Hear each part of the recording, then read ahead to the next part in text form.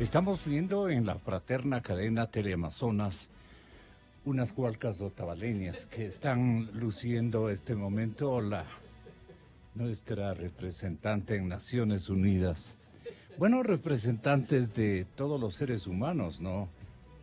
En la Unión del Mundo, la organización, pero me recordó a mi tierra, ¿para qué también? María Fernanda Espinosa, vía Sky, contestando preguntas, interrogantes, en su condición de presidenta de la Asamblea General de las Naciones Unidas y en vísperas de que el presidente Moreno,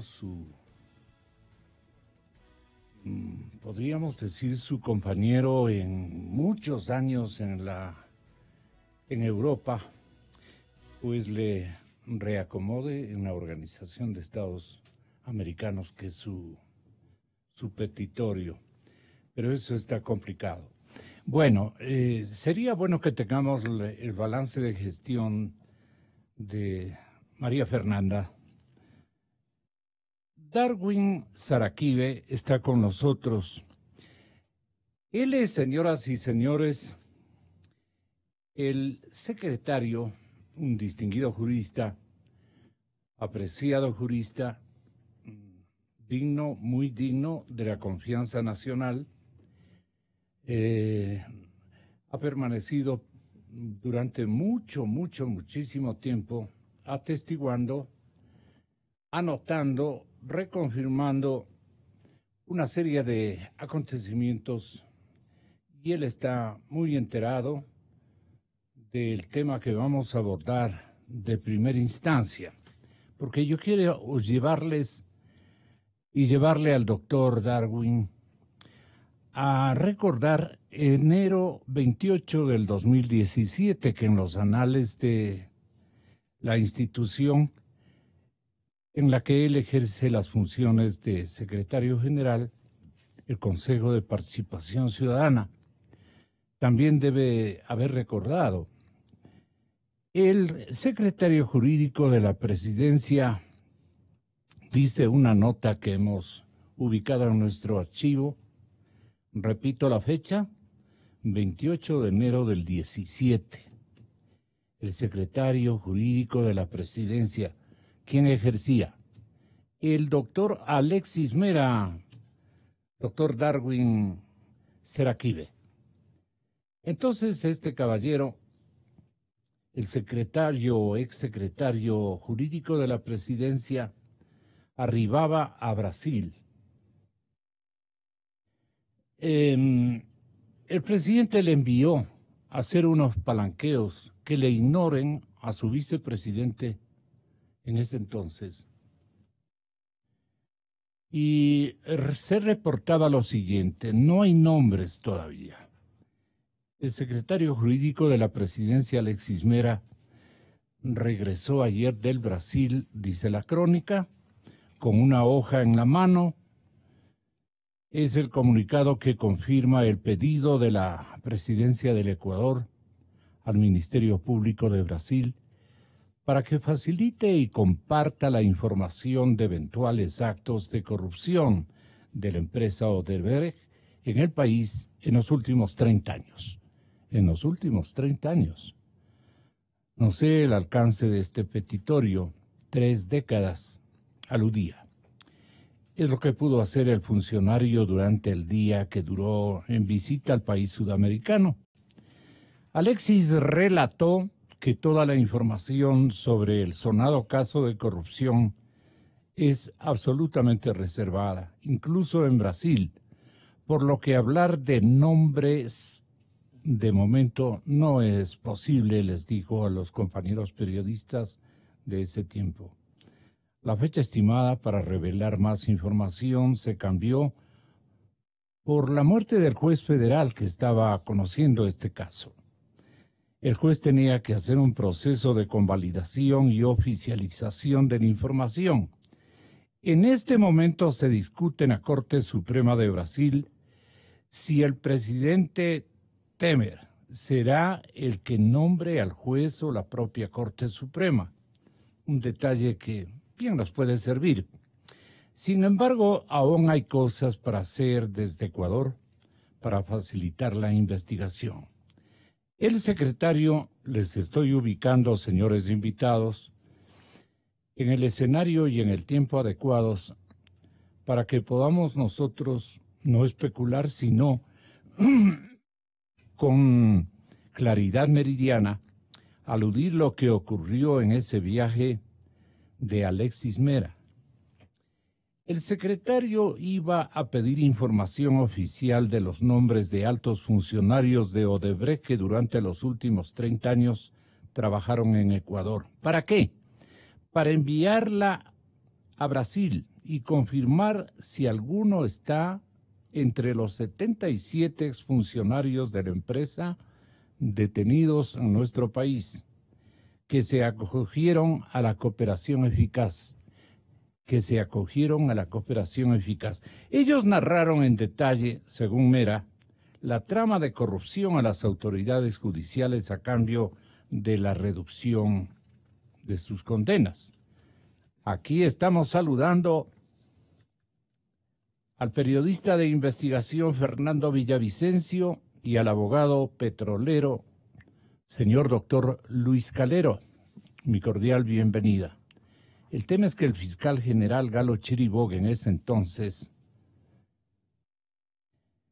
iba a estar el 1 de febrero en Estados Unidos con el objeto de analizar la cooperación internacional con el Departamento de Justicia en los casos de Petroecuador y Odebrecht. Y claro, Mera no descarta viajar al país norteamericano de ser necesario. No sé por qué este párrafo, ¿no? Porque estábamos aludiendo la visita al Brasil. ¿Y a qué fue? Luego en columnas fuera de crónicas, especulativas o seguras, después se comprobó que eran columnas seguras, se aludía al hecho de que fue enviado por el presidente, pero a palanquear, que por favor no le topen a este gran colaborador que tenía su régimen, y me refiero a la administración de Rafael Correa, a quien también le damos la más cordial bienvenida a la sintonía de esta emisora. Fernando, ¿usted recuerda este episodio? Muy buenos días, pero antes permitámonos todos escuchar al actual secretario del Consejo de Participación Ciudadana, el señor Darwin Seraquibe. Doctor Seraquibe, bienvenido, buenos días. ¿Cómo recuerda usted este episodio tan importante para este momento? ¿Cómo está? Muy buenos días, licenciado Rosero. También un saludo muy especial al señor Luis Calero y también a Fernando Villavicencio. Muy buenos días y también a quienes nos escuchan. Claro, fue de conocimiento público lo que hizo el ex secretario jurídico de la presidencia, Alexis Mera, y lo que todos sabemos que fue, en este caso, al Brasil para tratar de recopilar información, no para la investigación, no para ver cómo la mantienen en reserva. Y tratar de que más bien los casos de investigación en el caso de la empresa Odebrecht, o sea, se traten de mantener en reserva y bajo custodia de ellos mismos, ¿no? O sea, eso lo conocemos absolutamente todos, ¿no? Alexis siempre ha buscado resbalarse, ¿no?, en todo evento de investigación, y lo ha logrado en la mayor parte de los casos. Pero bueno, es un comentario del periodista. Así es. Así es, me parece que conforme vayan avanzando las investigaciones, en primer lugar, conforme las instituciones de control vayan saliendo de toda esta engranaje correísta que se hizo, incluidos los funcionarios correístas y también la estructura jurídica que se armó, van a ir, saliendo ya, los responsables en algunos casos de corrupción, porque tome en cuenta también, licenciado Rosero, y también quienes me escuchan lo conocen muy bien, que el Consejo de Participación Ciudadana, la tarea que está haciendo es precisamente cuando evaluó a las autoridades del ex régimen que no permitían las investigaciones y que tapaban todas las investigaciones, ahora se están designando nuevas autoridades que tienen como misión fundamental es precisamente clarificar y ayudar en las investigaciones de todos estos actos de corrupción, porque claro, aparentemente hasta la fecha, el exsecretario jurídico de la presidencia está totalmente,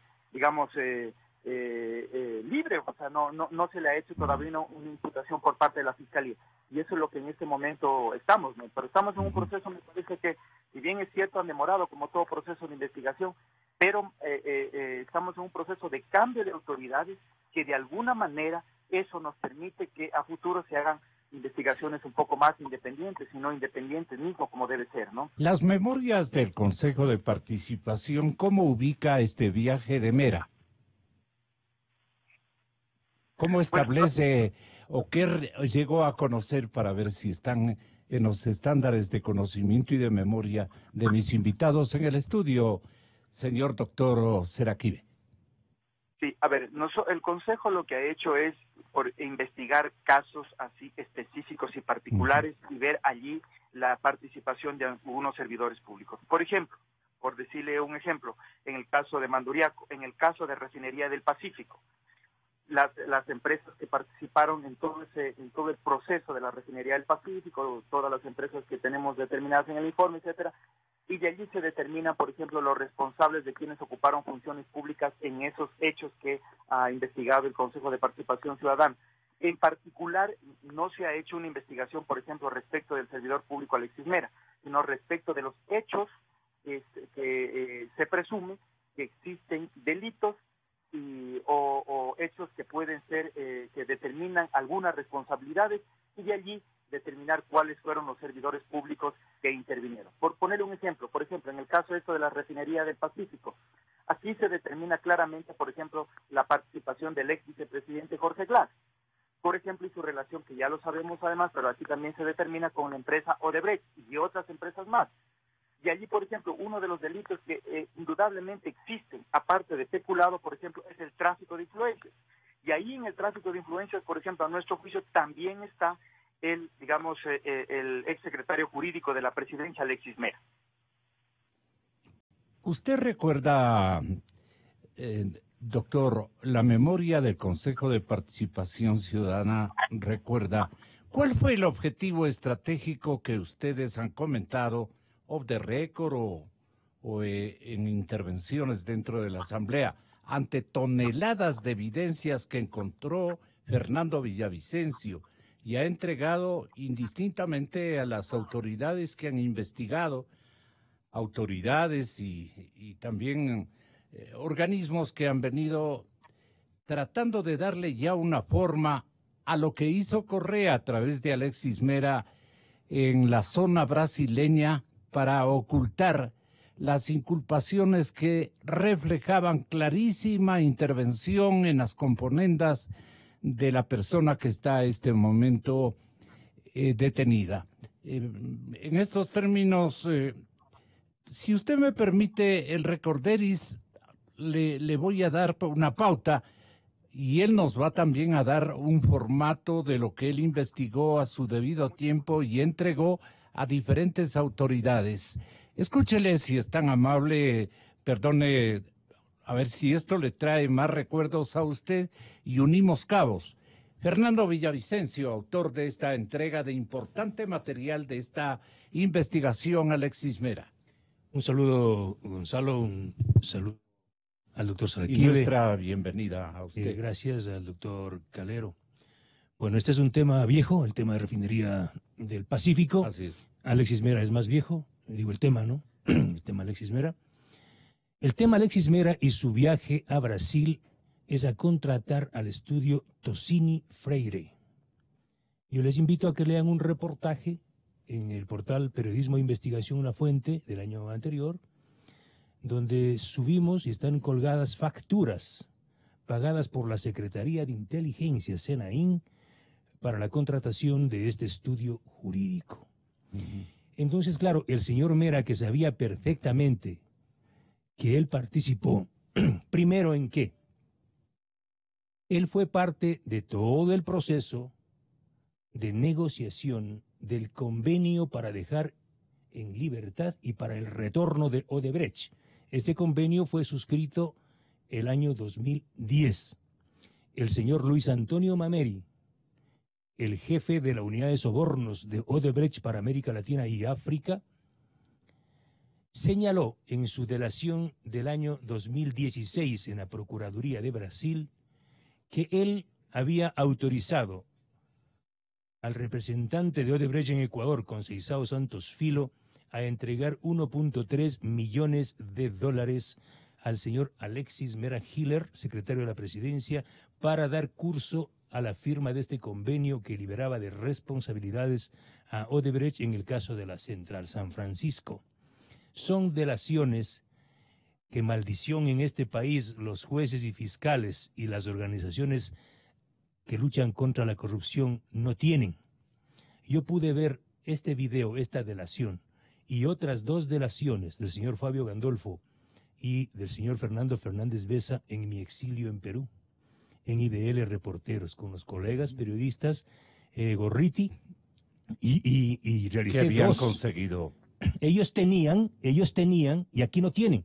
Aquí no tiene nadie. Ni la Fiscalía, ni el Consejo de Participación Ciudadana, no tiene nadie. Tienen escondido. Y esas delaciones vinieron al país. Eso es lo peor. ¿Sí?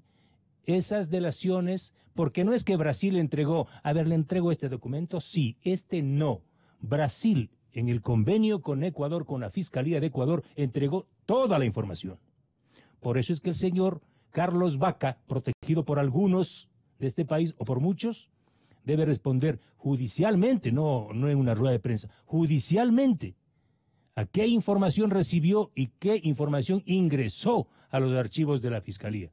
Ahí tiene que estar esta delación premiada del señor Mameri, donde en segunda parte dice que autorizó la entrega de 3.5 millones al señor Alexis Mera para dar curso a otros contratos. Ahí vienen Daubín, Manduriacu y los demás contratos con los que se alzó la multinacional Odebrecht. Es decir, en total, según cifras del cajero, el cajero de Odebrecht, Luis Antonio Mameri, y él tiene anotado todito, ¿no? Hay un sistema Droisis que se llama, que nosotros lo tenemos, y van a ver lo que va a pasar en los próximos días. Porque aquí están queriendo hacerse los vivísimos, ¿no? Para sacar a unos y meter a otros, no. Van a ver lo que va a pasar en los próximos días. Toda la lista de Odebrecht, toda. Lo que no puede hacer la justicia va a ser el periodismo. Entonces ahí aparece esta versión, reitero, de Mameri, que según el cual el señor Mera habría recibido 4.8 millones de dólares. 4.8.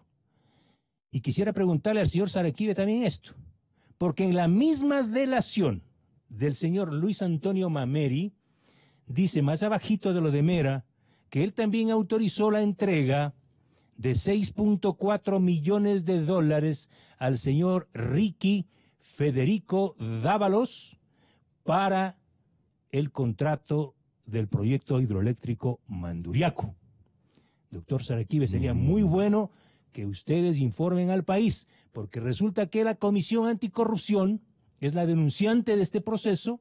La Fiscalía acaba de abrir una indagación previa y me asusta y me perturba que el abogado defensor del señor Ricky Federico Dávalos sea el doctor Felipe Rodríguez, hijo del señor economista Jorge Rodríguez. No me diga. Esto éticamente es impresentable. No, es impresentable. Esto es impresentable. ¿Usted está seguro? Por supuesto, ahí yo tengo los expedientes, están publicados. Es decir, aquí las cosas hay que hablar clarito. ¿Qué pasó, Felipe? Clarito. Eso es lo uno. Lo otro, yo entregué en abril del año 2018, al señor Saraquibe, 31 gigabytes de información, donde está gran parte de información de Refinería del Pacífico, de 10 casos. Y también le quisiera preguntar, señor Saraquibe, ¿por qué se perdió el pendrive? ¿O quién perdió el pendrive con la información que yo le entregué? Y tuve que reponer 3 meses después, cuando se habían enterado que el pendrive no aparecía. Es decir, aquí estamos en una lucha frontal. El que se calla no pierde, pierde el país. Y tenemos que, cuando hablamos de lucha contra la corrupción, con mayúsculas y con tildes. Esto de entradita. Entonces, aquí para hablar de lo de Alexis Mera, el señor Alexis Mera fue el arquitecto de todo este estado putrefacto. Él está en todo.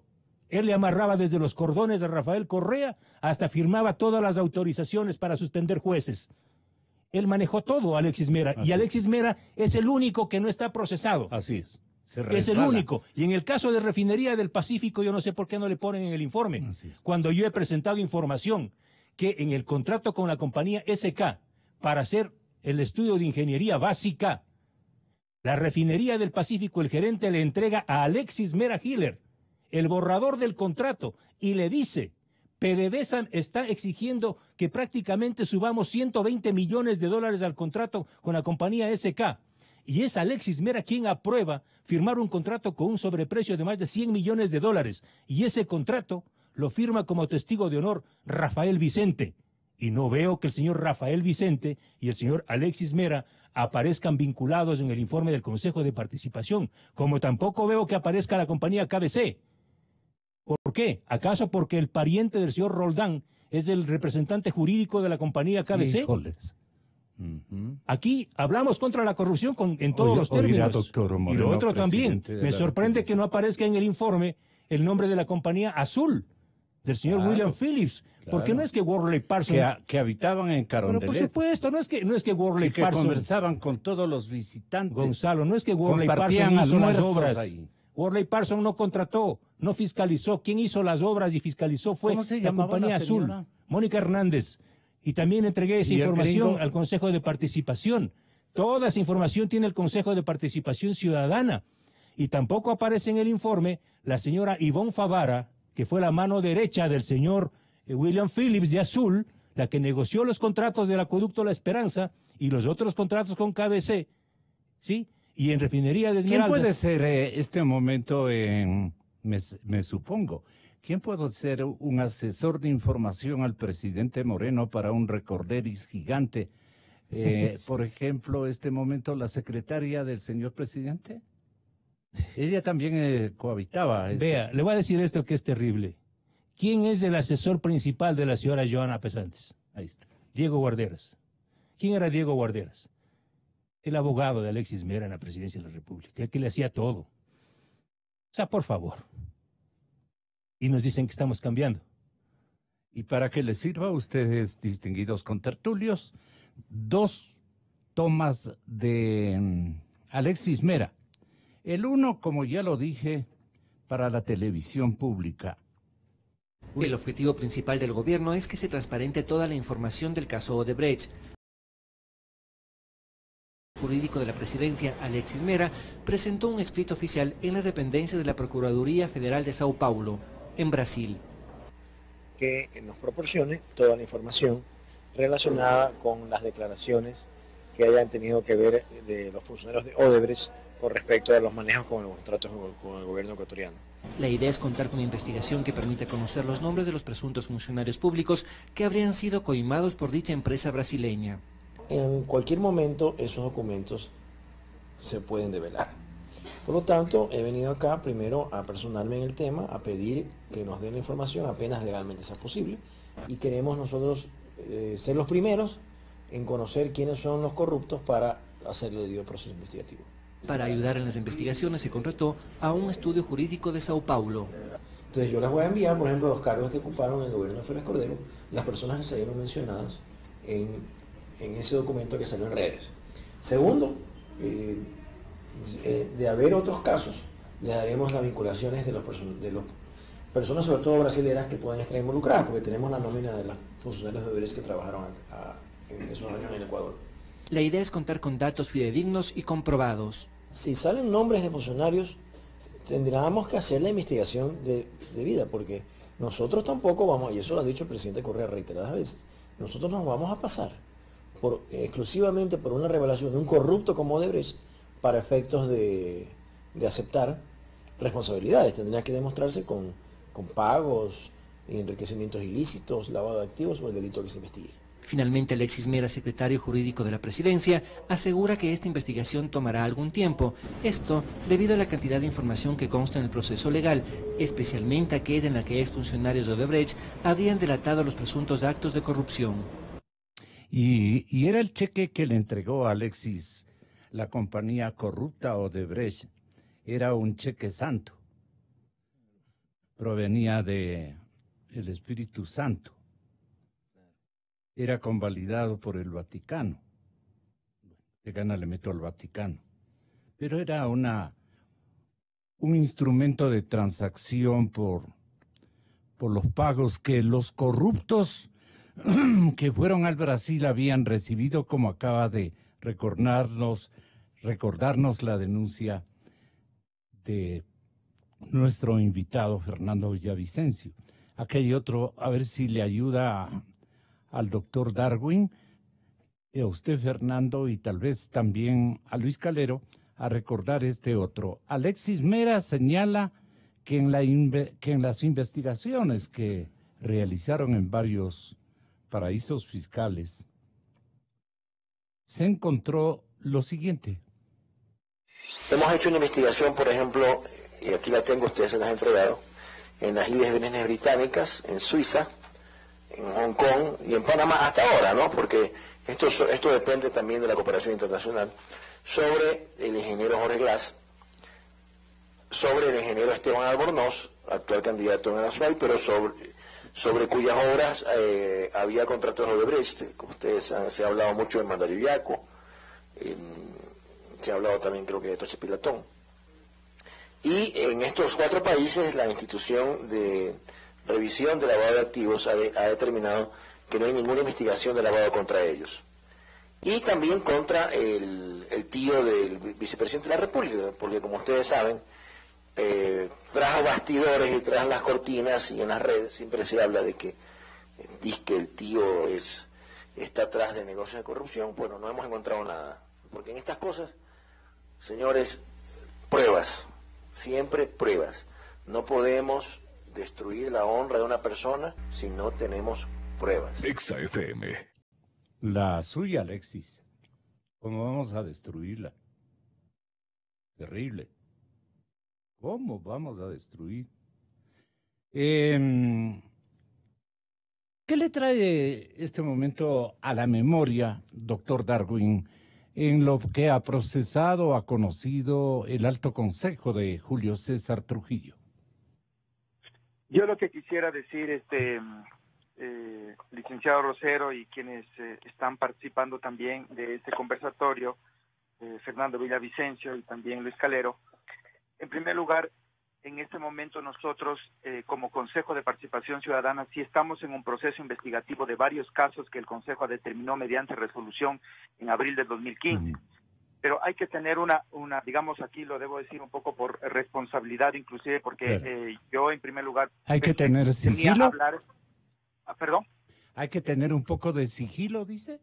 No sigilo, sino porque, en primer lugar, para nosotros como Consejo, y eso es lo que determina el Pleno, en primer lugar, si no podemos cambiar las autoridades que son encargadas de investigar oficialmente estos casos de corrupción, difícilmente se puede llegar a los responsables. ¿Y por qué no cambian a la fiscal? Caso de la Fiscalía, en primer lugar. Eso hay que quedar absolutamente claro, porque yo entiendo la desesperación que tienen todos los actores sociales, las organizaciones de la sociedad civil y nosotros mismos, con cantidad de información que nos llega, con datos, con información alguna real, otra habrá que comprobarla, y que no se haga nada todavía por parte de las autoridades de control, como es la propia Fiscalía, como es la propia Contraloría General del Estado.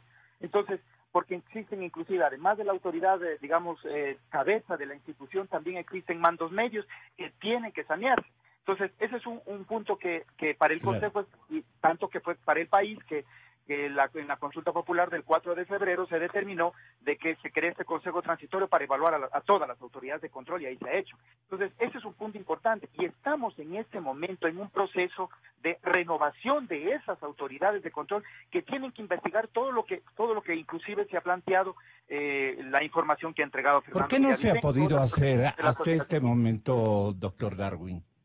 ¿Perdón? ¿Por qué no se ha podido hacer hasta este momento? Han pasado ya muchos meses.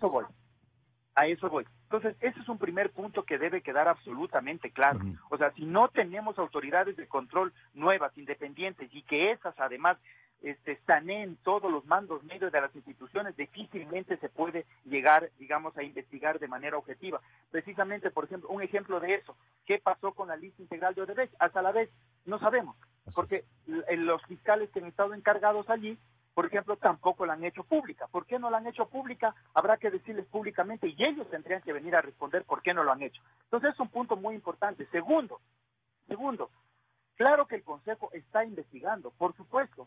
De hecho, existen algunas, de aquí hasta terminar de nuestra gestión, sacaremos alrededor de unas 20 casos de investigación. Ahora, ahí hay que hacer también una diferencia. Yo le pido a Fernando también allí que también comprenda la labor que nosotros estamos haciendo, y no porque digamos, tengamos un cúmulo de trabajo en este momento, sino porque al ser una institución pública, el Consejo de Participación Ciudadana, una institución del Estado, nosotros no podemos únicamente emitir un informe, tal vez, como generalmente se obtienen los documentos, a veces una copia simple, que nos filtran el documento, etcétera, etcétera. Tenemos que hacer un informe con documentos certificados, con documentos comprobados. Por supuesto que nos ayuda la información que nos entregan, pero esa información tiene que ser verificada, contrastada, y en función de eso sacar un informe, porque este ya no es un informe que lo saca una organización de la sociedad civil. Se supone que es un informe, no se supone, sino que es de una institución pública del Estado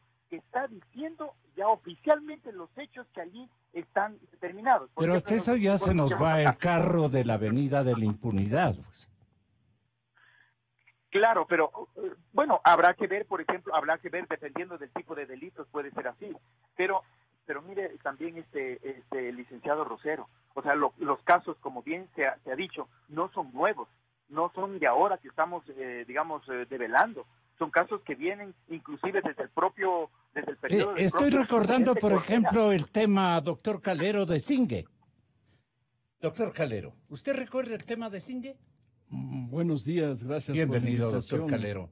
Un gusto estar con Fernando y Que el doctor Seraquibe y Fernando le escuchen, porque Fernando también va a recordar el tema que estamos aludiendo. ¿Usted recuerda? Sí, cómo no, el caso Zingue me parece que en algunas instancias no ha tenido el debido procesamiento con la celeridad que estos temas ameritaban.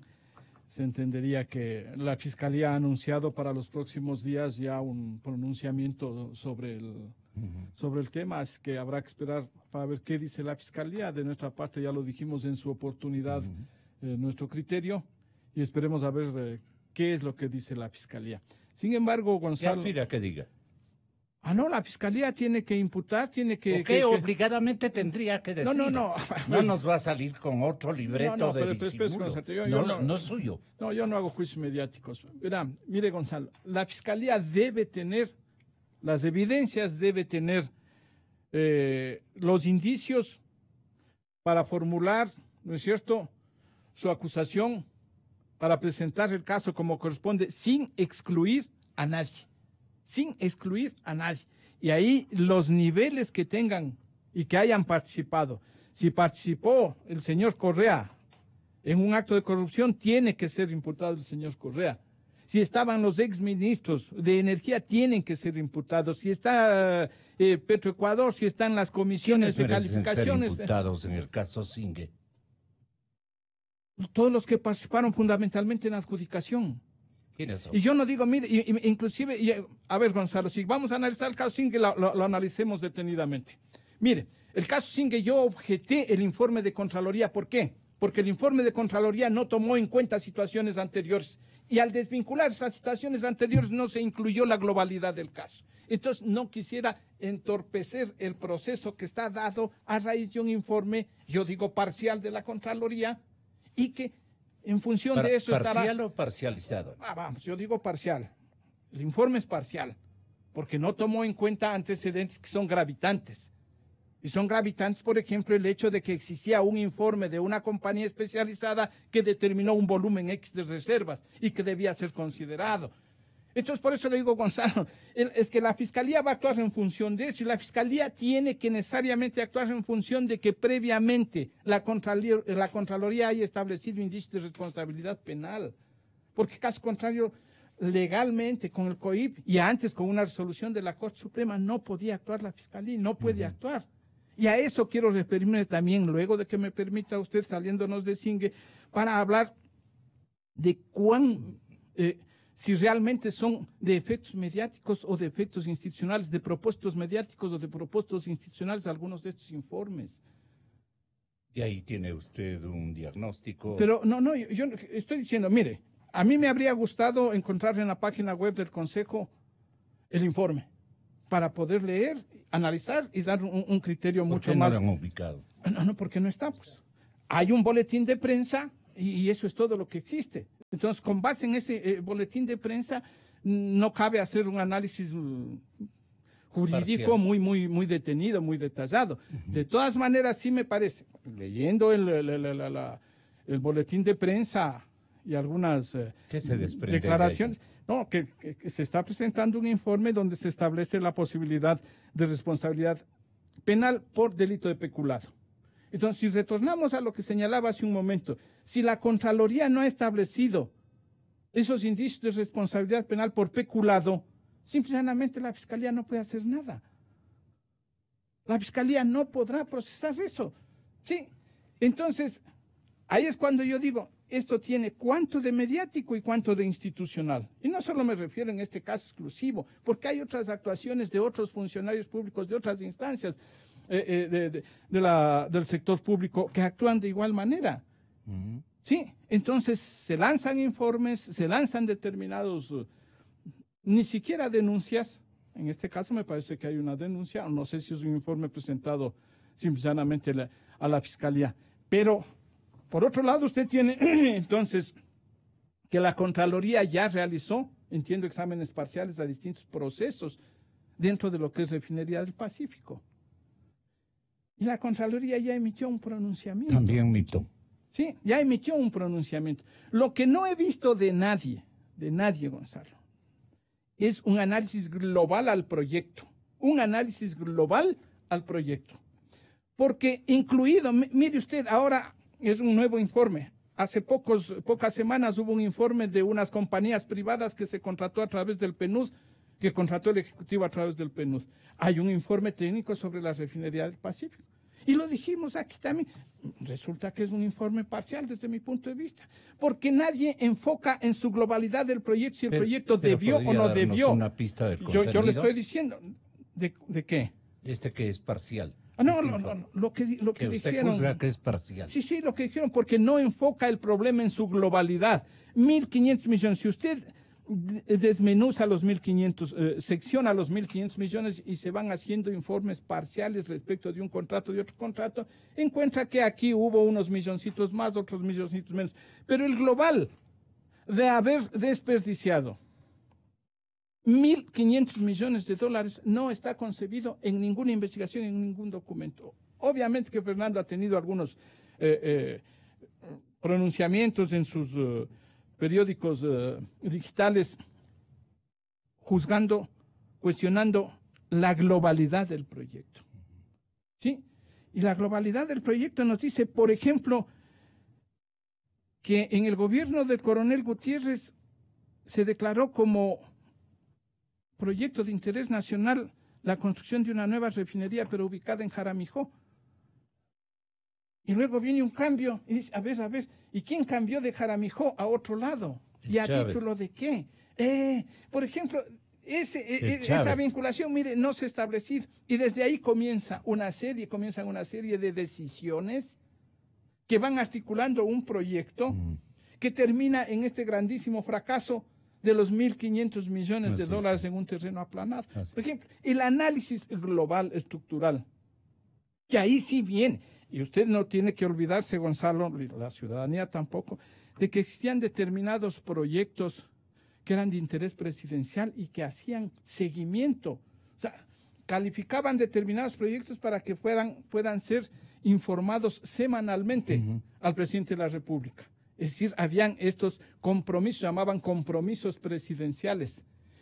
Y el presidente de la República estaba informado semana a semana y tenía personas encargadas exclusivamente de eso. Así es. Por ahí recuerdo una distinguida dama que luego fue ministra de Turismo. Era una de las personas que les llevaba la agenda para el control de estos compromisos presidenciales. Entonces, si usted analiza los informes de avance que le daban de la Refinería del Pacífico, usted tiene que el presidente de la República de ese tiempo estaba debidamente informado.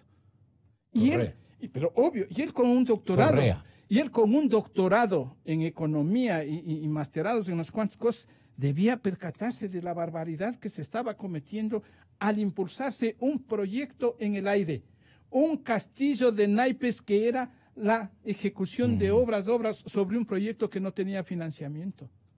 En la memoria del Alto Consejo, ¿qué reposa y qué interrogantes no han podido los integrantes darse una respuesta más concienzuda y más documentada, si es tan amable, doctor Saraquive? Si me permite, Gonzalo, yo Claro, quisiera Fernando, que el doctor Saraquive pueda responderle al país por qué el Pleno del Consejo de Participación Ciudadana hasta la fecha no ha resuelto el informe de la comisión sobre el caso Singue, que fue presentado al Pleno en septiembre del año anterior. Doctor Saraquive, yo conozco ese informe y quisiera que usted le diga al país por qué hasta el día de hoy no han aprobado ese informe presentado por los expertos que investigaron del Consejo de Participación el caso del bloque Singue. Respetable doctor Darwin. Sí, licenciado Rosero, quisiera responder, digamos, a todas las inquietudes que existan, pero Son coherentes las interrogantes. para ir poniendo un orden. Sí, claro. Y me quisiera, y para contestarle también al final, a Doctor Calero. No. ¿A Quisiera más Fernando? bien empezar a Fernando Villavicencio. Quisiera más bien empezar por la intervención del doctor Calero. A mí me parece que lo que plantea el doctor Calero es absolutamente coherente, en el sentido que, por ejemplo, en el caso de la refinería del Pacífico, hay que tratar, de verlo de una manera integral y investigar de esa misma manera. Porque, digamos, si no damos nombres, damos empresas, damos contratos, y realmente la opinión pública también se pierde. Aquí, por ejemplo, en el informe que todavía no está hecho público por parte de la investigación de la refinería del Pacífico, porque todavía el día lunes posiblemente ya se presente la demanda.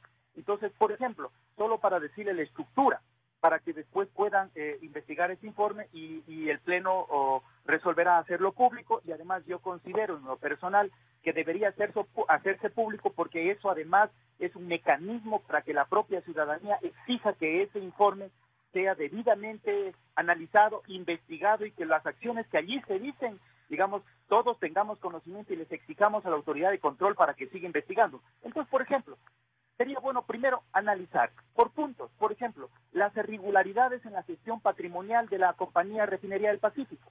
Ahí hay una serie de hallazgos que hemos encontrado en problemas en gastos administrativos, en capitalización a la empresa, etcétera, etcétera. Ese es un capítulo grande. Otro capítulo, por ejemplo, que es absoluta y que se analiza en el informe, por ejemplo, las irregularidades en las contrataciones de la refinería. Todo ahí, digamos, todos los abusos de fondos públicos que se hicieron para la contratación de obras y en las fiscalizaciones, porque se contrataron varias empresas, ¿no? Y ahí también están las contrataciones de las consultorías con varias empresas, unas domiciliadas en el Ecuador, otras extranjeras, etcétera, ¿no? La contratación de los mismos abogados que se encargaron de hacer toda esta estructura, digamos, para llevarse la plata en definitiva, etcétera, etcétera. También otro gran capítulo que existe ahí, por ejemplo, son las irregularidades en la celebración de contratos con otras compañías, como digo, domiciliadas fuera del Ecuador, que no están domiciliadas en el Ecuador.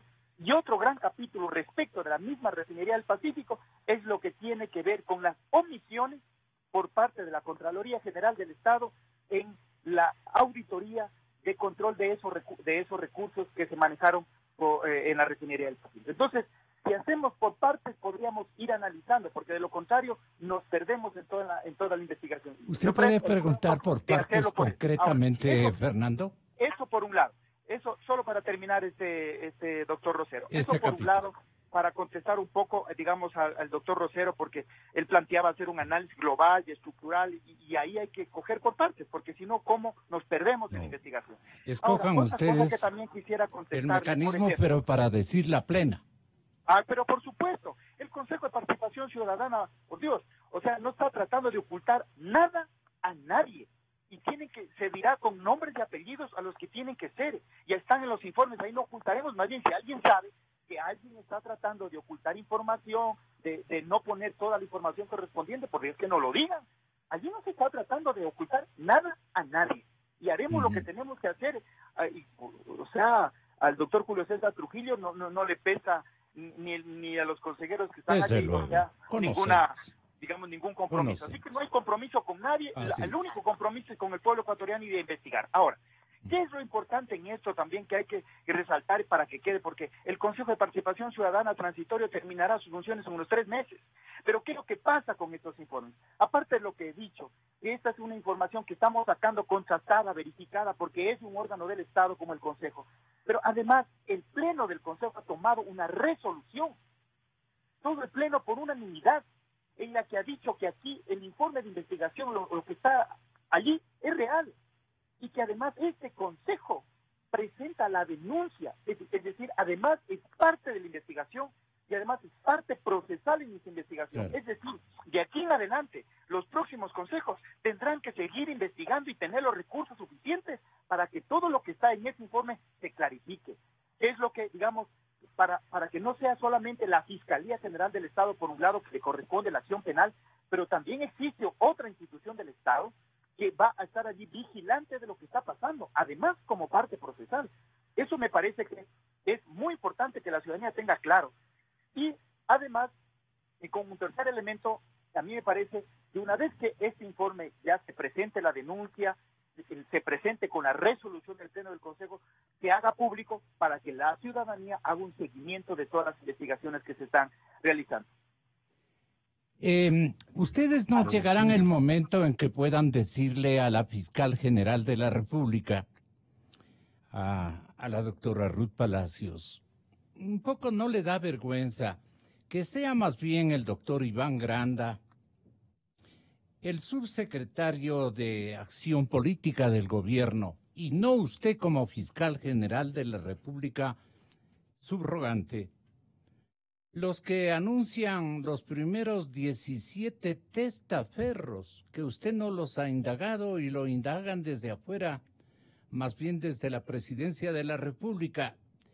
¿Desde cuándo tendrá esa información? Le preguntaré el día lunes que viene el doctor Iván Granda a esta emisora, a primera hora.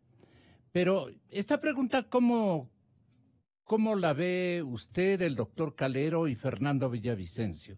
¿Cómo es que primero conocen otros antes que la mismísima fiscal? ¿A qué atribuye usted y por qué no lo han reclamado en representación nuestra desde el mismo Alto Consejo? De hecho, el señor presidente del Consejo de Participación Ciudadana ha citado el día de hoy a las 9:30, les puedo manifestar, con la señora, a tener una reunión con la fiscal general para que en uso de nuestras facultades, digamos, de control de los casos de corrupción y de investigación de estos casos, que nos explicara justo este tema en particular. Pero sin embargo, más allá de eso, Gonzalo, licenciado Rosero, es que aquí la responsabilidad no solamente es, y no es para tratar de, en este caso, digamos, de alguna manera librarle de responsabilidad a la primera autoridad. Yo creo que tiene total responsabilidad la primera autoridad de la Fiscalía General del Estado, pero también de todos los mandos medios y fiscales del país. O sea, tanto la fiscal general cuanto los fiscales, digamos, le deben al país todo este tipo de investigaciones, porque a mí me parece que allí también no están cumpliendo su deber que corresponde cada uno de los fiscales, y ojalá que el nuevo Consejo de la Judicatura también evalúe el trabajo de los fiscales, porque esa es una situación absolutamente grave. Eso es correcto. Licenciado Rosero, es la realidad. Okay. Pero ¿cómo podemos hacer una institución como la Fiscalía General del Estado, digamos, que no da respuesta a la ciudadanía? Y cada vez nosotros hemos dicho, y ahí de alguna manera para contestarle a Fernando Villavicencio, o sea, en el sentido de informar más que contestarle, decirle a Fernando que el caso Singer, nosotros hemos dicho que vamos a sacar una veintena de informes, y esperamos allí también verificar este caso Singer, y podría decir en qué estado podría estar. No han sido parcialmente. Pero ahí me parece que Y a mí me parece que ahí el nuevo consejo de la Judicatura tendrá que ahí evaluar también a los fiscales, a la Fiscalía General del Estado, empezando por todos los fiscales, desde el menor rango hasta el último, porque de lo contrario usted, no doctor? se puede dar respuesta a la ciudadanía, ¿no? Bueno, triste expectativa y esperanza si el nuevo Consejo de la Judicatura, presidido por una correísta apasionada, que hemos revelado con nombres y apellidos sus vinculaciones con el pasado, pueda llevar adelante. Discúlpeme, doctor Saraquibe, eso hicieron ustedes. Ustedes acaban de elegir ese Consejo de la Judicatura, que es una vergüenza para el país. No hay ninguna garantía de que la justicia pueda actuar. Con todo respeto le digo. Y también, si usted me dice, yo le puedo entregar la información de un alto personaje o personero que ustedes nombraron, el señor Procurador General del Estado, Íñigo Salvador, y no sé por qué él no aparece vinculado, o no sé si está. Él fue el quien dio los informes favorables para la contratación de la compañía Worley Parsons, la fiscalizadora en la refinería del Pacífico, un contrato de 205 millones. Ustedes eligieron al Procurador General del Estado. ¿Cómo va a acusar el procurador? Usted está diciendo que las autoridades que ustedes han elegido tienen que luchar contra la corrupción. Dígame si el procurador, Íñigo Salvador, fue quien autorizó o dio un informe para contratar a una empresa que ustedes acaban de señalar como corrupta, Worley Parsons. ¿Con qué calidad ética y con qué capacidad de independencia va a ser el acusador quien defienda los intereses públicos? No, yo sé, pero el secretario, pues son parte, yo sé cómo funcionan esas cosas. O sea, aquí tenemos que ser claros, ¿sí? Con todo respeto, doctor Saraquibe, y con todo el respeto al doctor Trujillo, a quien admiro, ¿sí? Pero no se han hecho muy bien las cosas. Nos están dejando de herencia una demoledora. Ese consejo de participación, ese consejo que no quiere de la aceptar Judicatura nadie. Es una vergüenza. Es algo más viejo. A mí me Julio duele, César. acaban de nombrar ayer como asesores de esta señora y de los otros vocales a gente que ha actuado en contra de la ciudadanía, ha violentado derechos humanos, ¿Nombres? contra derecho. Por aquí los tengo, pero está en mi cuenta de Twitter. Está en mi cuenta de Twitter, lean. Pero ustedes eligieron ese Consejo de la Judicatura. Ese Consejo de la Judicatura es una vergüenza. Doctor Calero, ¿qué opina usted? A ver, estábamos conversando algo sobre la Fiscalía y yo no quisiera ponerme en la mitad porque este rato aparece como que hay una pelea por captar porque está en pleno proceso para la designación de nuevo fiscal. Y entonces hay adherentes ocultos de unas y de otras candidaturas, sí. Unos le quieren bajar a la una y le quieren subir a la otra, etcétera, etcétera. O son apostadores múltiples. Yo no quisiera ubicarme en ese plano. Entonces, con absoluta imparcialidad en el tema, yo sí digo que,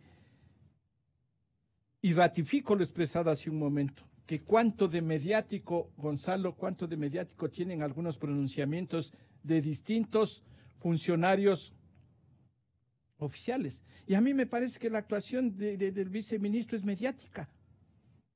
Gonzalo, me parece que la actuación del doctor Mera. Que la actuación, Gonzalo, del viceministro es mediática. Y que la fiscalía ha actuado bien al decir, venga y deme esa información, pues, Gonzalo. A mí me parece que es correcta la actuación de la fiscalía en ese sentido. Y no me parece que sea correcta la actuación del funcionario del Ministerio del Interior de estar publicitando temas que le corresponden a la Fiscalía. Es un juicio de valor, claro, doctor. Sí, pero obvio. Y entonces, aquí digo yo, ¿cuánto de mediático hay entonces en este tipo de pronunciamientos? Aquí si respaldamos la institucionalidad hay que respaldar la plenitud y no a conveniencia de un sector, de una persona o de otra. Siempre me inscribiré en el respaldo y en el respeto a la institucionalidad, Gonzalo. Este tema no tenemos en nuestro archivo mucho material que digamos, pero sí vale la pena recordar lo que nos dijo Fernando, el señor Contralor, en su última comparecencia a nuestros estudios, en una entrevista que le recordamos cuando yo le pregunté sobre lo que ha calculado Contraloría y no ha reparado Odebrecht hasta este momento. ¿A cuánto asciende? Es bueno que le escuchemos también al señor Contralor nuevamente. Pablo Celi. Y la primera pregunta que surge cuando nos reunimos los funcionarios para discutir ese tema es cuánto tiene que resarcir Odebrecht al país. Y ese cuánto aún no está establecido por el Estado de manera precisa. Por eso es que la pregunta suya, no solamente que es pertinente, sino que señala una de las debilidades que tenemos todavía en el cruce de información entre las instituciones. ¿Por qué es complejo el cálculo de Odebrecht? Es complejo el cálculo porque ahí tienen que intervenir Subcontratistas. Tienen que Hay intervenir. una escalera de procesos de contratación inentendibles en ocasiones. Tienen que intervenir algunos factores. Cuantifique las siguientes cosas. En primer lugar, el monto total de la contratación de Odebrecht en el país. En segundo lugar, todas las formas de subcontratación asociadas. En tercer lugar, de esa contratación, ¿qué parte de esa contratación ha sido observada por Contraloría o ha sido penalizada, sea por acción de la Fiscalía en una primera fase o ya por juzgamiento efectivo? Súmele a esto el monto coimas a funcionarios, cosa difícil de determinar. De probar. De probar sin una información rigurosa que generalmente está fuera del país. Por lo tanto, un cuarto valor que yo añado y que no es menor, la lesión enorme a un bien intangible que es la ética pública, que es la integridad del Estado. ¿Qué le parece a Fernando Villavicencio esta explicación? Yo ando con una pastilla en el bolsillo por el dolor de cabeza. Porque que un contralor diga que no tiene la cifra de... Usted usa esa de malas ansias, ¿no? Sí, es terrible. Bueno, nosotros sí tenemos un aproximado. Los periodistas siempre vamos adelante, no sé por qué. Y no es que nos creamos los supermachos ni nada. Este es un reportaje de hace 1 año y medio con Cristian Zurita. Está publicado en Plan B, Mil Hojas y La Fuente. Sí. Es un análisis comparativo de todos los contratos de Odebrecht y comparativo en el referido a los reales costos, a los términos de referencia. ¿A cuánto ascendía lo que ustedes nosotros estamos llegando con Cristian Zurita a un estimado de los sobrecostos. Los sobrecostos en todos los contratos de Odebrecht bordean los $850 millones. 850 millones de dólares son los sobrecostos. Bueno, a lo mejor la cifra no sea, no esté en algún documento certificado. ¿Se puede imaginar, doctor Calero, esta cifra? Es que si usted calcula, nosotros hemos hecho, Gonzalo, mire, solo para poner un ejemplo. En el caso Manduriaco, el costo del contrato original está en 100 y pico de millones de dólares. Al final el Estado acabó pagando más del doble. En el caso de Daulevinces, la serie de contratos complementarios conducen a ver que se duplicó y se triplicó el contrato, el monto original. En el caso del poliducto Pascuales Cuenca, es decir, en el caso de refinería, del proyecto del acueducto La Esperanza y la remoción de tierras. Ese análisis lo hemos hecho periodísticamente leyéndonos, ¿sí? Sin estar con nuestros hijos, leyéndonos centenares de documentos y de contratos. Nosotros, sin sueldo público, para que escuchen. Ustedes ganan plata nuestra y tienen que hacerlo. Y es impresentable que venga una autoridad y diga, no. ¿Esto le dice usted a Pablo? No, a todos. Es que estamos viviendo así un cinismo sin límites. Ahora toditos son abanderados de la lucha contra la corrupción. Pero ahí en el Corrato, ahí estaban comiendo en Carondelet y les temblaba las mandíbulas. ¿O no, doctor Calero? Nosotros aquí solitos peleando. Usted aquí, yo le escuchaba, doctor Calero, aquí. Y yo en el exilio. Pero dimos la cara, ¿sí? Muy poquitos. Entonces no es posible venir a decir que no hay cifras. Hay cifras. Lo que pasa es que algunos no quieren leer. No quieren leer esos contratos porque a lo mejor se remuerden el rabo en la puerta de la catedral. ¿Eso es el fenómeno que pudo haber ocurrido en el Ecuador de estos últimos años, doctor Calero? Yo quisiera inscribirle en esto.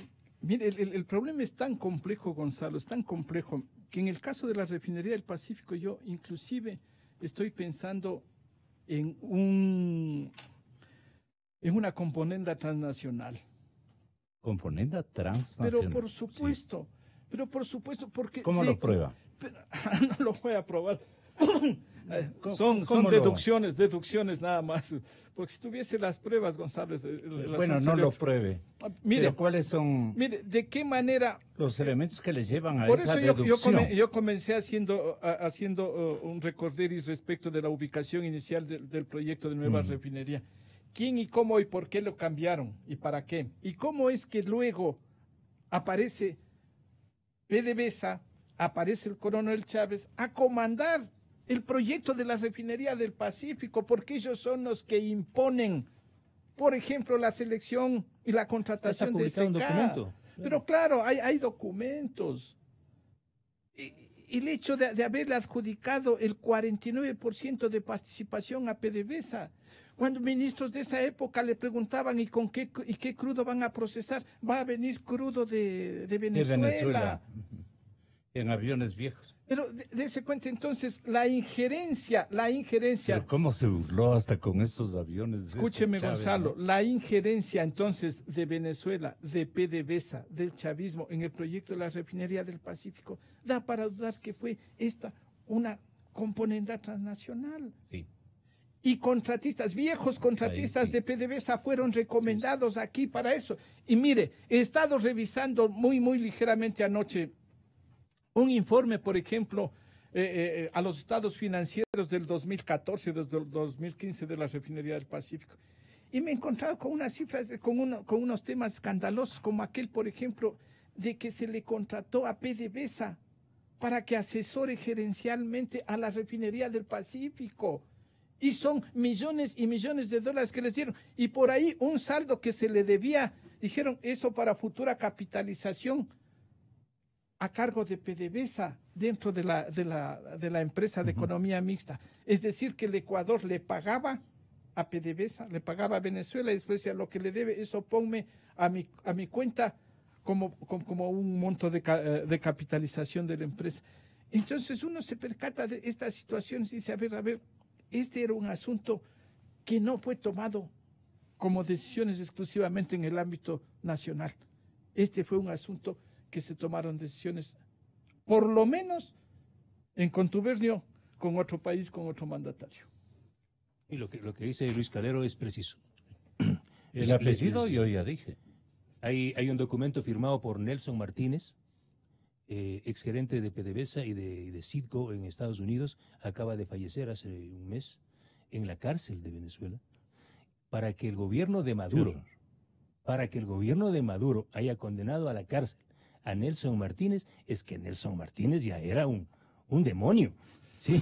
Para decir algo. Claro. Este señor Martínez es uno de los arquitectos con Hugo Chávez del proyecto de refinería del Pacífico. Él firma este documento que hace referencia el doctor Calero y que está colgado en mi portal. ¿Dirigido a quién? A Carlos Pareja y Anuseli el año 2007, antes de que se constituya la empresa de economía mixta Refinería del Pacífico. PDVSA ordena, mejor dicho, dispone así muy suavecito y dice, hemos decidido contratar con las compañías SK y KBC la realización de los estudios para la refinería. Y claro, los marinos. No sé si algún marino aparezca en el informe del Consejo de Participación, porque les tiembla, ¿no? Escuchan un uniforme y a los civiles se ponen a temblar. Yo no sé por qué les tienen miedo. Ellos son nuestros empleados, trabajan para la sociedad, son funcionarios públicos. Pero fueron desleales. La Marina, Gonzalo. Súper desleales. La Marina de esa época. Alta responsabilidad mantiene iba a decir nombres. La Armada ecuatoriana. Luis Jaramillo Arias. Él es el responsable principal de origen del proyecto Refinería del Pacífico. Y alguien más. ¿Quién presidió el directorio de Petroecuador? ¿Quién? Galo Alfredo, Chiriboga, Zambrano. Ellos, las mismas empresas dispuestas por el comandante Chávez para que hagan los estudios en Refinería del Pacífico en el año 2007, las mismitas SK y KBC pasaron a Refinería de Esmeraldas a hacer la fallida repotenciación y rehabilitación. Por eso coincido enteramente con Luis Calero cuando dice que un organismo de control o un ciudadano que quiere llegar a puerto seguro, a la verdad, no puede hacer informes parciales. Tiene que ver el proyecto en su integralidad, en su totalidad. De lo contrario, a alguien están beneficiando.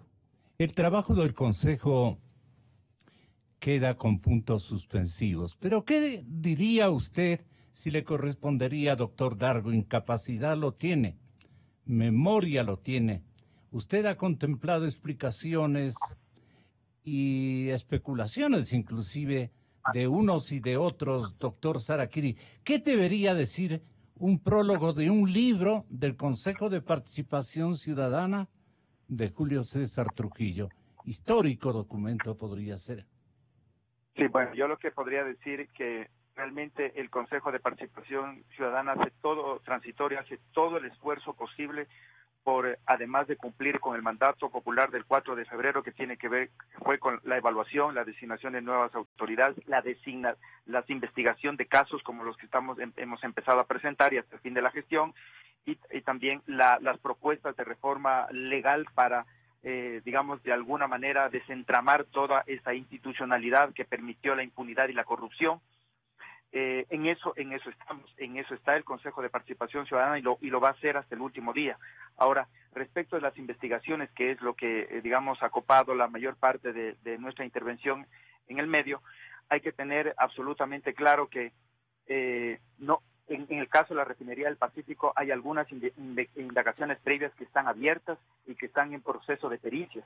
En esas investigaciones también, en esas indagaciones, el Consejo, como tomó una resolución objetiva, con disposiciones absolutamente claras, o sea, no es que se está diciendo, no es una cuestión, bueno, no se ha dicho, pero una cuestión mediática, no, y ni siquiera estamos, digamos, se han salido a los medios de comunicación a decir todo lo que de esta investigación ha resultado, pero lo que sí se ha dicho en una resolución totalmente objetiva, que se van a verificar todas las indagaciones previas que se han abierto sobre el caso, por ejemplo, en este caso de Refinería del Pacífico, como por ejemplo en el caso Manduriaco, para que en esas indagaciones también el Consejo de Participación Ciudadana y Control Social sea parte procesal y además que acelere las investigaciones.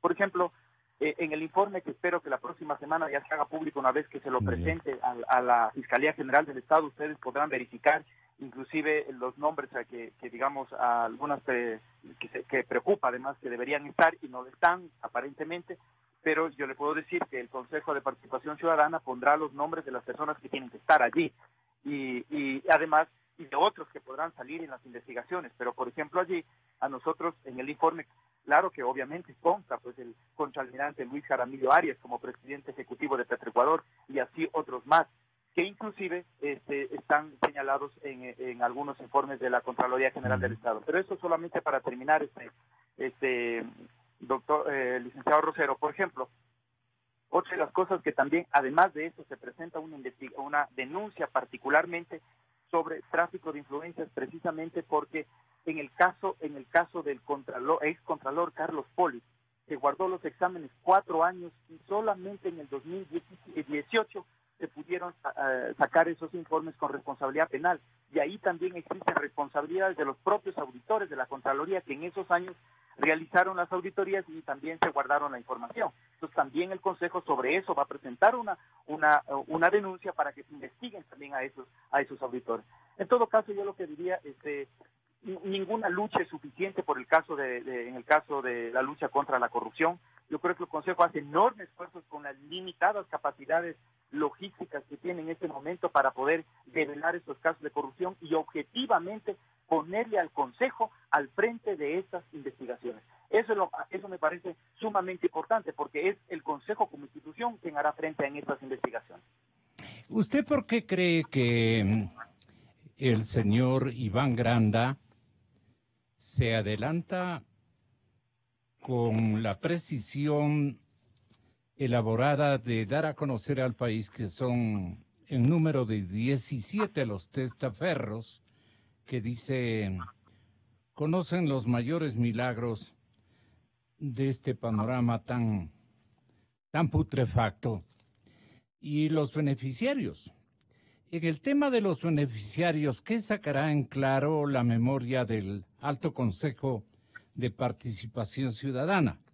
La Fiscalía ha arrancado la investigación.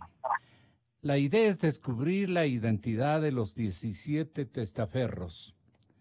Ahora seguramente el señor Granda, que está volando de Cuenca a Quito a este mismo momento, va a llevar la correspondiente información, las primeras informaciones que ha logrado él. ¿Quién le proveyó? ¿Quién piensa usted que le proveyó de esa información? ¿O es una deducción de él?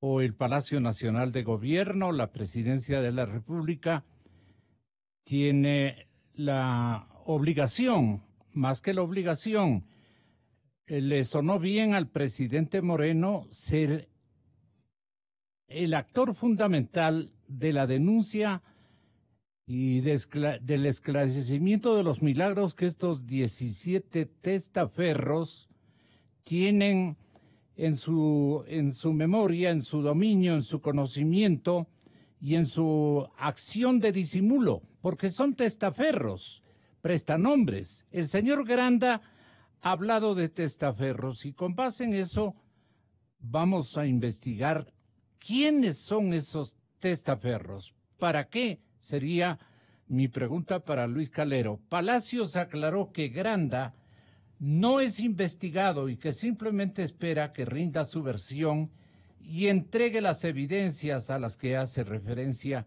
en cuanto a los acuerdos escritos que dice haber firmado con 17 testaferros y que también declare sobre los acuerdos verbales, según la compañera Sara Ortiz del diario El Comercio.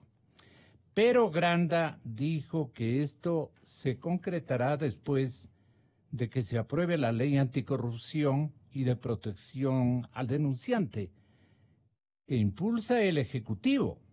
Y con esa norma obtendrán protección y beneficios legales, que es indispensable esa ley.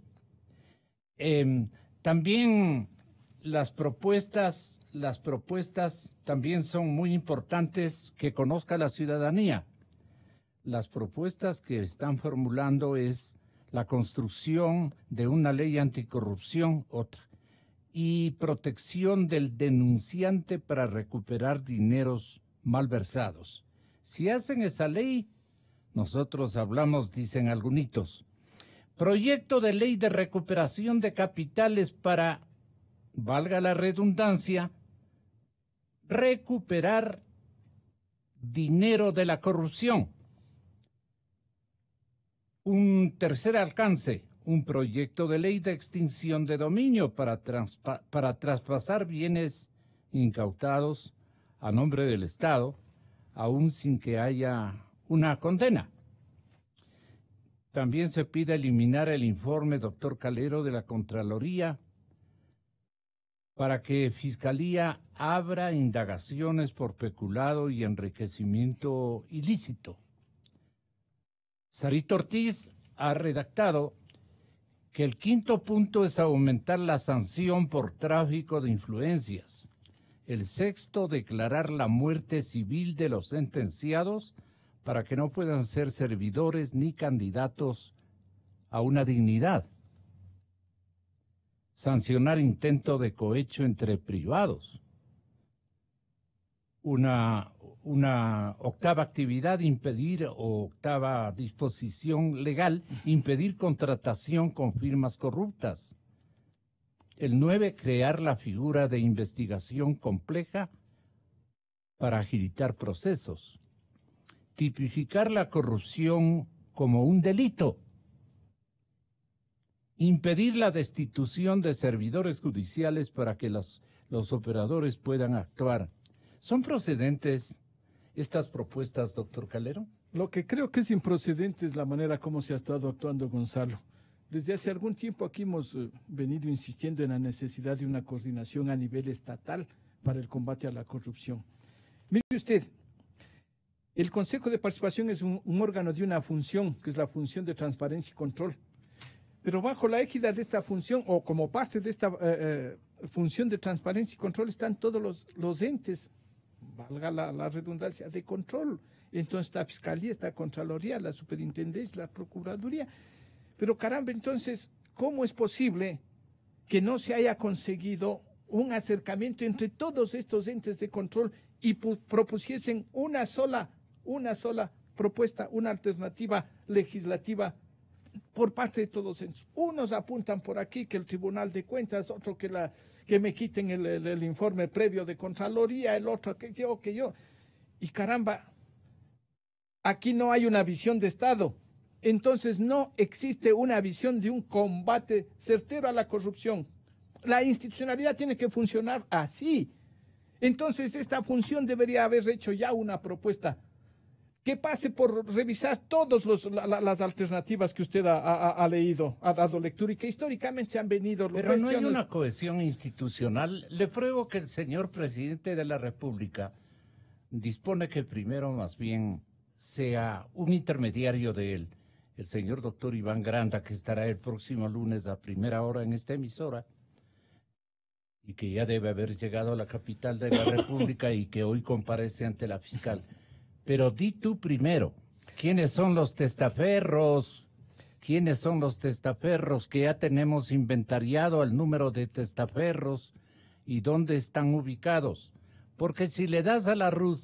Claro, eso es lo que me parece incorrecto, Gonzalo. Yo decía, esa más es una posición mediática que institucional en contra de la corrupción. Pero es desconfianza a la fiscal. Puede ser, pero lo otro es más bien entonces posicionarse. Porque puede haber varias lecturas, Gonzalo, claro, y una lectura política puede ser a ver cómo están las encuestas. Yo veo que hay desconfianza en la fiscal, clarísimamente. Gonzalo.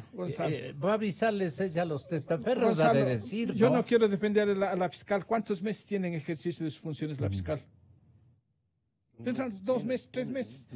No podemos ponerle todita la carga de lo que han sido los malos fiscales, del funcionamiento inadecuado de la fiscalía. Yo estoy hablando de la desconfianza del gobierno en la fiscal que entonces le dice esa desconfianza debería manifestarse de otra forma. Debería manifestarse de otra forma, Gonzalo. Yo sí creo que esos procesos tienen que articularse internamente. Y el estadista no puede estar en estas minucias. Adelántate. Porque desconfío, no, caramba, no, eso no es un invento mío, entonces, es una deducción No, yo mía. También digo, ubicándome en su deducción, yo me pongo, no debería ser así, porque lo correcto es entonces, a ver, veamos esto.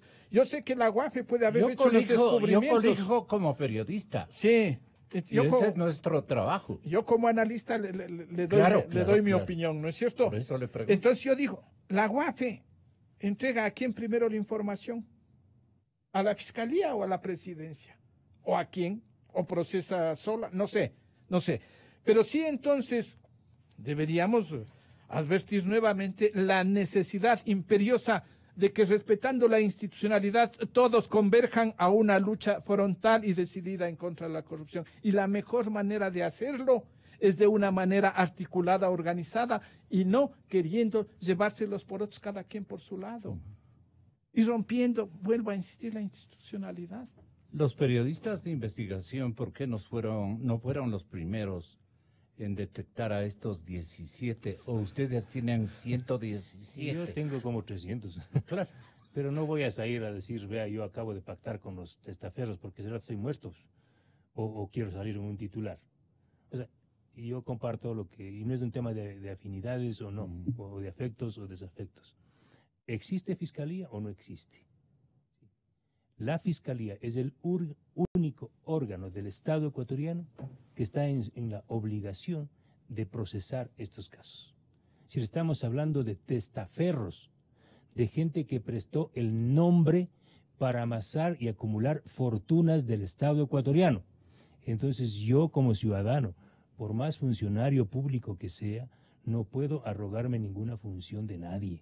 Lo que tenía que haberse hecho, ¿sí?, es llevar esa información, hablar con la fiscal para que sea la fiscalía la que proceda con los testaferros, con los delitos que tenga que se determinen. Es distinto que usted encuentre que hay otros testaferros en número de 700. Pero sí, pues cualquiera. Pero es entonces... distinto a lo que ha hecho la Presidencia de la República, en lugar de que deje hacer a la... Pero si no hace la fiscal...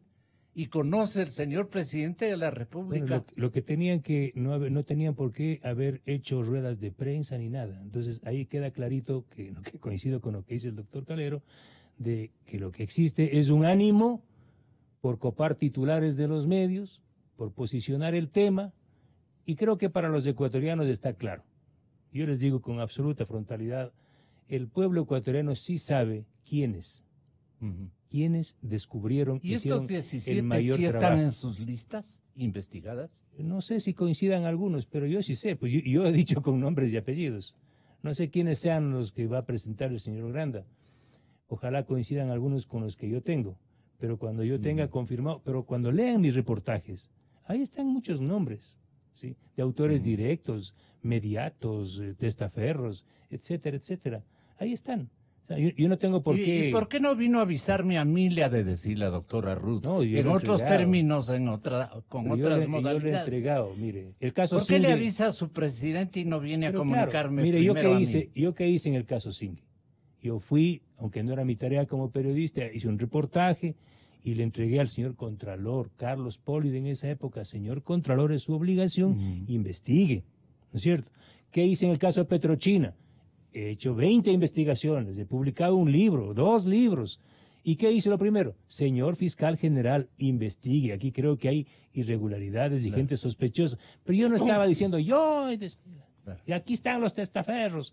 Yo creo que hay un enorme afán por recuperar puntos en una caída que está muy Discúlpame, triste. pero vos pudieras hacerlo porque eres periodista y trabajas en medios. Claro. Y esa es tu función. Además, pero esa no es la de un funcionario público. Ya. ¿Sí? Lo mediático, dejémosles a los periodistas. Ya, perfecto. Pero lo otro, Pero no. le están dando un ejemplo clarísimo de una voluntad política, de una voluntad personal, de una obligación de ejercicio de su puesto desde la presidencia a la mismísima fiscal que aspira a ser fiscal general. Pero mire, para por ponerle largo otro trecho. caso, en el caso de los informes de los 5 proyectos, emblemáticos, esos 5 proyectos emblemáticos están en páginas y páginas y páginas de los portales de investigación. Lo hemos hecho otros, los periodistas. ¿Qué acaba de hacer el gobierno con la contratación de estas consultorías? Confirmar y a medias lo que nosotros ya dijimos. Pero ¿cuál es el ánimo? ¿Qué se nota ahí? De llenar titulares, de decir nosotros también estamos en contra de la corrupción. Pero bueno, si quieren estar en contra de la corrupción, saquen a los correístas del gobierno, pues. ¿Qué hace, por ejemplo, los hermanitos Racines en Petroecuador? El señor Diego Racines, ¿sí? que el gobierno dijo que aquí hay los topos, ¿se acuerda? Paul Granda dijo, aquí hay unos topos. Yo le dije, aquí está un topo. El señor Racines, él fue abogado de Alexis Mera, junto con Diego Guarderas, que ahora trabaja con Joana Pesantes en la presidencia. ¿Sí? Ellos y Pedro Espinosa. ¿Qué ha de ser, pues? Salieron del ministerio y volvieron a Petroecuador. Está en Petroecuador como jefe penal. A ver, escúcheme.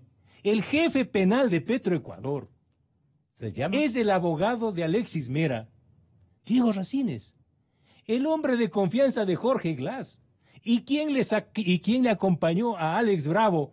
Porque él era su jefe, Alex Bravo, cuando le detienen en el aeropuerto de Tababela, va a la unidad de flagrancia y es Diego Racines quien le saca de ahí, le libera. Y el hermano de este señor, que se llama Andrés Racines, otro hombre de confianza de Alexis Mera y de Nielsen Arias, adivinen dónde trabaja. En la gerencia de comercio internacional de Petroecuador. Es decir, este señor es el que está informando cada minuto, cada segundo a Nielsen Arias y a Jorge Glass. Y vienen a decir que están luchando contra la corrupción. O sea, para otros que les crean, pero yo no. Yo no les creo. Y ahí, doctor Saraquive, la responsabilidad del organismo del cual usted es su secretario, ¿qué dice? ¿O qué puede analizar después de este programa en el noticiero de la cadena Democracia? Bueno, señor Rosero, yo lo que puedo comentar ahí, bueno, yo lo que soy el secretario del Consejo. Así mismo lo estoy. Referirme de todos los debates que han pasado. Pero usted es la memoria de ese Consejo.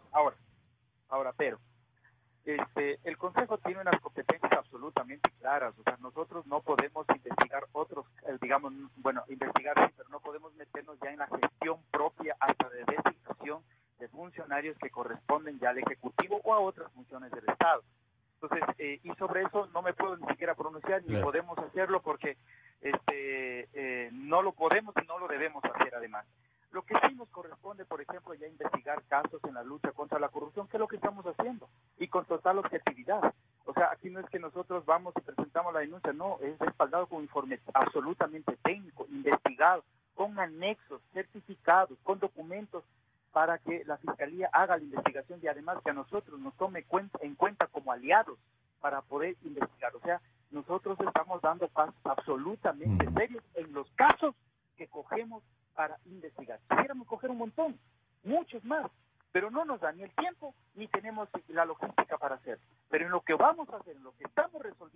se resuelve el Pleno del Consejo que se debe investigar y ser parte procesal, vamos a ir absolutamente con todo hasta el tiempo que nos corresponde. ¿Alguna inquietud respecto del Consejo, doctor Calero? No, yo solo a ratificar la que dije hace un momento, que sería interesantísimo que se tratase de articular una sola posición de la función, con miras a una reforma legal que sea el soporte para un verdadero combate a la corrupción. Doctor Darwin, ¿qué piensa usted llevar a conocimiento del Pleno de lo que hemos conversado en este programa?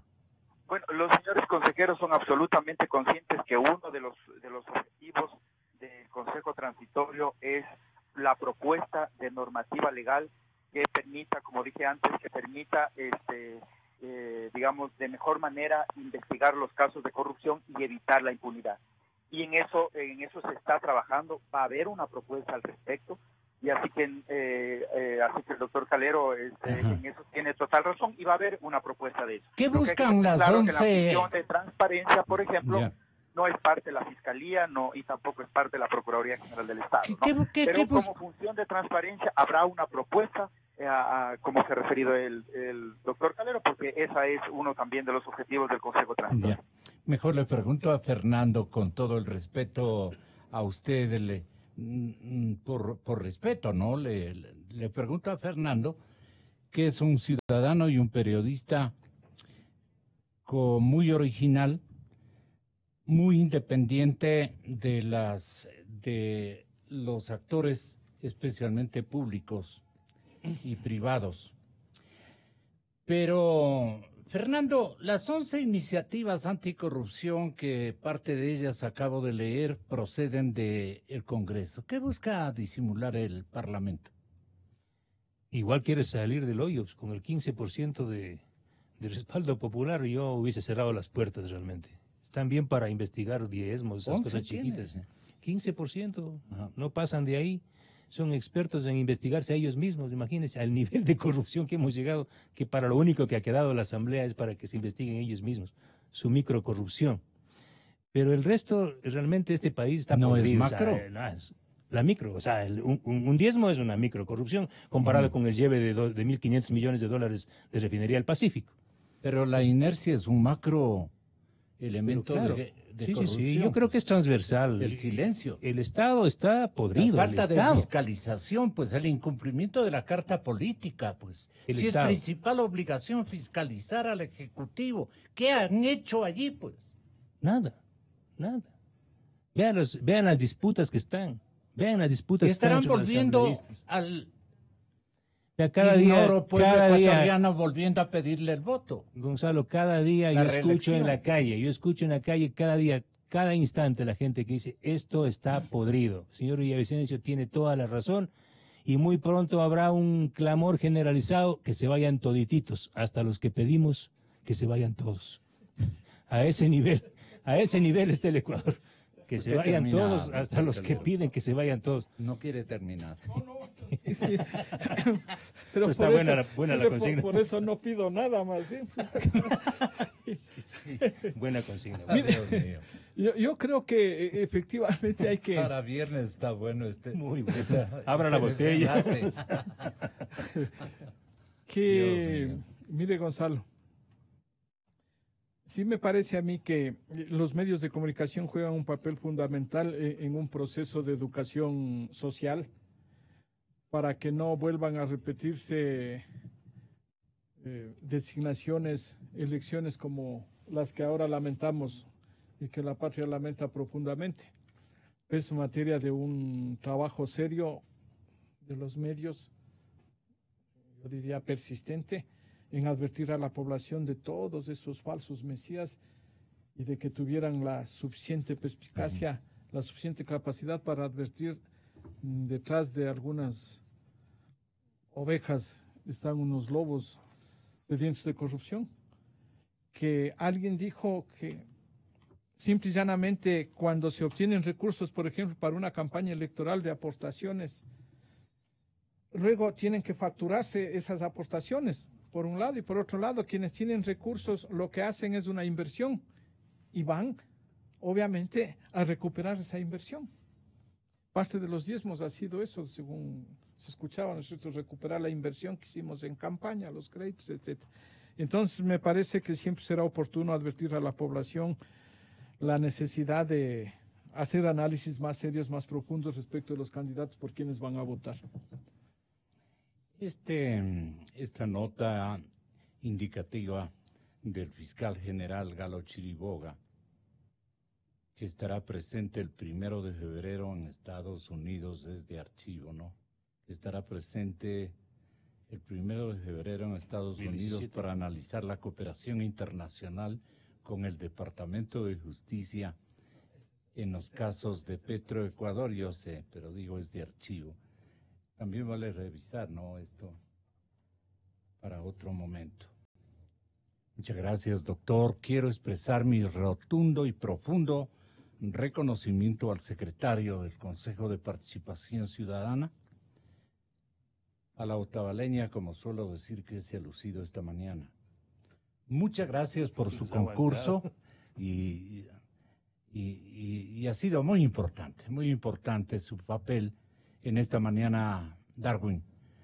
Le despido con el doctor Calero y con Fernando. Con mis oyentes, con mis compañeros de trabajo, le despedimos muy reconocidos por su deferencia con este medio de comunicación. Bueno, pues volvemos con el tema Venezuela, que está candente. Inicio de espacio promocional y publicitario. Así como los geeks son los nuevos cool, en las redes sociales están los nuevos asesores. El mundo cambió y tu banco también. Con tu agente virtual Sofi, haces todo lo que haces en el banco. Consultas saldos, realizas transacciones y solicitas información sin ir al banco. Banco del Pacífico, innovando desde 1972. Si tienes más de 60 años, pon atención a la calidad de tu visión. Es común que empiece el proceso degenerativo del cristalino y tengas catarata.